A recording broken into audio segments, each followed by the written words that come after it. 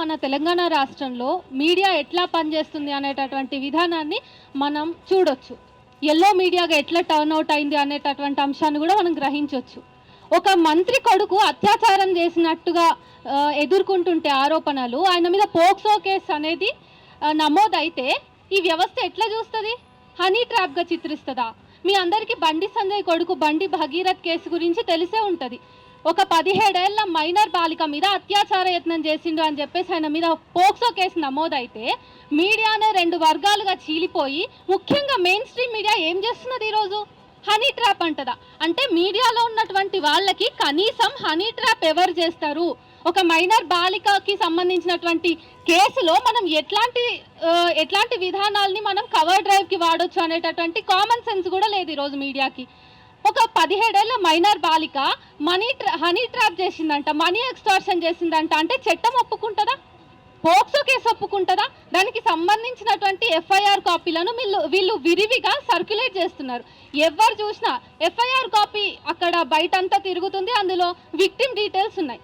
First of all ఈ victim POCSO case పెట్టండి అని చెప్పేసి దాదాపు 6 నుంచి 12 గంటలు పోలీస్ స్టేషన్లో పోయి పడిగాపులు కాస్తే వాళ్ళు పోక్సో కేసు పెట్టడం పక్కకు పెట్టి అవతల కరీంనగర్కి పోయి బండి భగీరథ్ ఏమో మనీ ఎక్స్టార్షన్ ఇంకా హనీ ట్రాప్ కేసు పెడతాడంట. ఆ కేసు అయితే వెంటనే తీసేసుకుంటారు. ఎందుకు? మంత్రి కొడుకు కదా, అధికారం ఉంది, అర్ధబలం ఉంది, అంగబలం ఉంది, ఇంకా ఏం.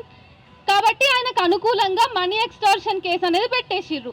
కౌంటర్ కేసుగా మనీ ఎక్స్టార్షన్ కేసు పెట్టినప్పుడైనా ఎఫ్ఐఆర్లో మైనర్ డీటెయిల్స్ ఇవ్వద్దు, అది పోక్సో కిందికే వస్తుంది అనేటటువంటి, జువైనల్ జస్టిస్ యాక్ట్ కిందికి వస్తుంది అనేటటువంటి కామన్ సెన్స్ ఈ మీడియాలో, మెయిన్ స్ట్రీమ్ మీడియాలో లేకపోయింది.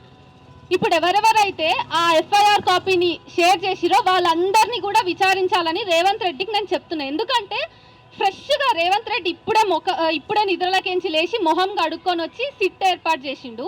ఎవరైనా అత్యాచారం జరిగినప్పుడు మీరు దిశ కేసు చూసుకోండి, ఇంకా చాలా కేసెస్ చూసుకోండి, అత్యాచారం జరిగింది అన్నప్పుడు వాళ్ళు ఏం చేసిండ్రు? సజ్జన రేడికి పోయిండు, ఎన్కౌంటర్ స్పెషలిస్ట్ కదా, సరే ఎన్కౌంటర్స్ని నేను సపోర్ట్ చేయను, బట్ ఎక్కడ పోయింది ఈ వ్యవస్థ మొత్తం?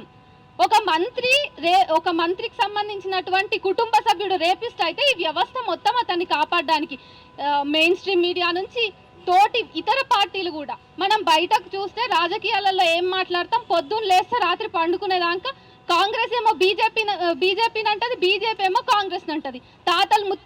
ముత్తాతల కానుంచి చరిత్రను తవ్వి మరి వాళ్ళు విమర్శలు చేసుకుంటారు. కానీ నిన్న పక్కపక్కన కూర్చొని కిక్కి అని ఇక్కిలిస్తున్నారు వాళ్ళిద్దరు. ఎవరు? రేవంత్ రెడ్డి ఇంకా బండి సంజయ్. మళ్ళా నా ప్రియమైన మిత్రుడు అని చెప్పేసి రేవంత్ రెడ్డి బండి సంజయ్ని ఇంత జరుగుతుంటే కూడా సంబోధించిండు అంటే వాళ్ళు ఒకటని తెలుసు. ఇక్కడ మంత్రుల పిల్లలందరేమో ఫామ్ హౌజుల్లో రేవ్ పార్టీలు చేసుకుంటా, మైనర్లను అత్యాచారాలు చేసుకుంటా, డబ్బుల్ని వివిధ కబ్జాలు చేసుకుంటా, డబ్బులు తీసుకుంటూ ఇట్లా ఉంటే మనం సాధారణ పౌరులం, అతని వయస్సే ఉన్నటువంటి వాళ్ళమంతా ఇక్కడ రోడ్ల మీద న్యాయం కోసం మాట్లాడుతున్నాం. ఇంత దౌర్భాగ్య స్థితి ఎందుకు వచ్చింది? మీడియా ఇంత స్థితికి దిగజారటము, వ్యవస్థ మొత్తం ఈరోజు బండి సంజయ్ని కాపాడాలని, అతనికి రాజకీయంగా వెన్నుదన్నుగా నిలబడాలని ఎందుకు చూస్తుంది? మీడియా ఛానల్ అందరికీ చంపేస్తామని ఫోన్లు చేపిస్తున్నాడు బండి సంజయ్. మీడియా ఛానళ్లకు మీరు ఇట్లాంటిది ప్రచారం చేయండి, ఇదొక హనీ ట్రాప్ అని చెప్పండి, ఫేక్ ప్రాపగాండా అయ్యండి అని చెప్పి మెసేజ్లు సర్క్యులేట్ చేపిస్తున్నాడు. ఇది ఆ బండి సంజయ్ చేయాల్సింది. అంటే తన కొడుకు మీదకి వచ్చేసరికి దేశం కోసం, ధర్మం కోసం పక్కకు పోతుంది, స్త్రీ దేవత అనే మాట పక్కకు పోతుంది, బేటీ బచావ్ బేటీ పఢావ్ పక్కకు పోతే అన్ని పక్కకు పోతాయి, వాళ్ళ కొడుకు ఒక్కడే కనిపిస్తాడు. ఇట్లా ఉంది భారతదేశంలో రాజకీయాలు మొత్తం కునారిల్లిపోతున్నాయి అనడానికి ఇంతకంటే ఇంకొక పెద్ద సాక్ష్యం అవసరం లేదు. బండి సంజయ్ రాజీనామా చేయాలి, బండి సంజయ్ కొడుకు భగీరథ్ మీద అర్జెంటుగా అరెస్ట్ చేయాలి. 24 hours దాటిపోయింది, ఇంకా అరెస్ట్ లేదు. చాలా మంది ఏమో ఆయన దేశం దాటిపోయిందని మాట్లాడుకుంటున్నారు, చాలా మంది ఏమో ఆల్రెడీ కాంప్రమైజ్ అయిపోయింది కేసు. విక్టిమ్తో కాదు, ఇక్కడ లోపటనే పోలీస్ అధికారులు కావచ్చు, కాంగ్రెస్ ప్రభుత్వం కావచ్చు, కాంప్రమైజ్ అయిపోయింది కాబట్టి ఏం చేయలేరు అంటున్నారు.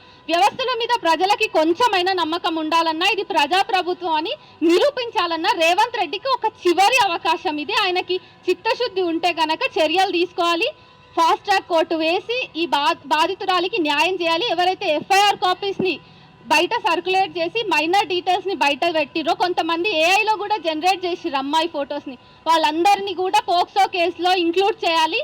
ఈ కేసు మీద చర్యలు తీసుకోకపోతే వ్యవస్థ మీదనే ప్రజలకు నమ్మకం పోతుంది. దేశం మొత్తం ఈరోజు కాషాయీకరణ చెందుతుంటే ఆ కాషాయీకరణతో పాటు దేశవ్యాప్తంగా రేపిస్టులు కూడా విస్తృతంగా పోతున్నారు. ఎక్కడ చూసినా రేపిస్టులు, ఎక్కడ బీజేపీ ఉందో అక్కడ రేపిస్టులు, ఎక్కడ బీజేపీ ఉందో అక్కడ రివర్స్గా మహిళలందరూ కూడా ప్రమాదంలో పడుతున్నారు. మహిళలందరూ కూడా అసలు హక్కు లేకుండా పోతున్నారు. బీజేపీ వల్ల ఇంత నష్టం జరుగుతుంది అంటే కొత్తగా మిగతా పార్టీలు కూడా బీజేపీకి వంతువాడి అందరం ఇంతే, మేమందరం మిమ్మల్ని కాపాడము, మిమ్మల్ని నాశనం చేస్తామని చెప్తున్నారు. వెంటనే రేవంత్ రెడ్డి వాళ్ళందరి మీద చర్యలు తీసుకోవాలి. ఏదైతే మీడియా ఈరోజు ఒక మంత్రి కొడుకును కాపాడాలని చూసిందో ఆ విషయంలో మీడియాకు కూడా శిక్ష పడాలి ఖచ్చితంగా. ఆ మీడియా ఛానళ్ళ మీద కూడా దర్యాప్తు చేసి వాళ్ళ మీద కూడా కేసెస్ పెట్టాలి అని చెప్పి నేను డిమాండ్ చేస్తున్నా.